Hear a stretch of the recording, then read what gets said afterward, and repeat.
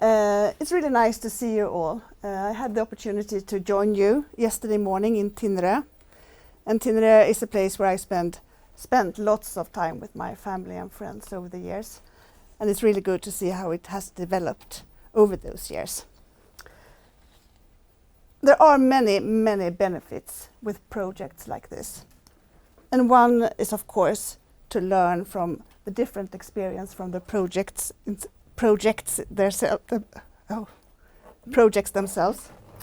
But it's always also very valuable to listen to the wide range of knowledge that you all have in this room. You have brought it together here in East Gothia. You share experience, you ask questions, and you learn the lesson together. Another benefit is, of course, the possibility to network, to build friendships. After having been handling a pandemic for so many years, you are now been able to see each other again, to travel, to see something else, and to be proud of the work you have achieved during those years. Another perspective that I want to mention is the ongoing situation in Europe. We have a war going on, not so far from here. And it's difficult to say that we really also need to think about what we're doing together in Europe as a peacekeeping project. Well, we have no time for wars. We have more important tasks to deal with. We have a climate change crisis to take care of. And we have a great task and obligation to maintain biodiversity.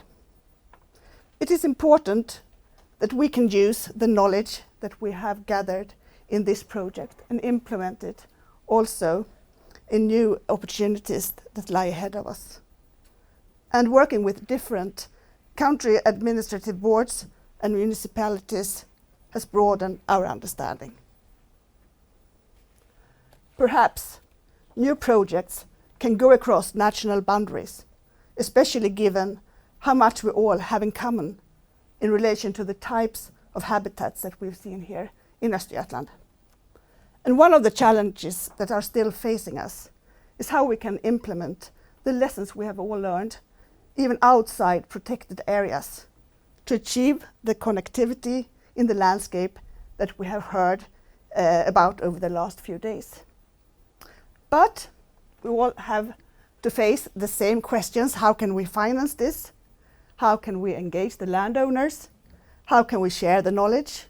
And there's always more to do, and we must continue to have very high ambitious in our visions for the nature conservations.